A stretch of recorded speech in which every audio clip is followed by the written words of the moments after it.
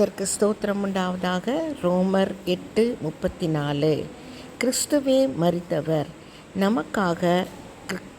இயேசு கிறிஸ்து நம்முடைய வியாதிகளுக்காக, நம்முடைய பாவங்களுக்காக, நம்முடைய மீறுதல்களுக்காக மரித்தார்.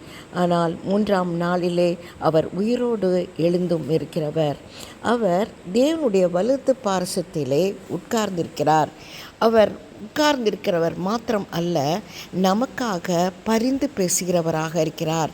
நம்முடைய வியாதிகளுக்காக, நம்முடைய பாவங்கள் செய்கின்ற ஒவ்வொரு காரியங்களுக்காக நமக்கு வேண்டுதல் செய்து நமக்காக பரிந்து பேசுகிறவராக இருக்கிறார். தன்னுடைய தேவனாகிய கர்த்தரிடத்தில் உட்கார்ந்து மண்டியிட்டு நமக்காக பேசுகின்ற தேவாதி தேவனாகிய இயேசு கிறிஸ்து நம்மளோடு கூட இருக்கிறார். அவரே நம்முடைய தெய்வம். அவரே நம்மளை பாதுகாக்கிறவர்.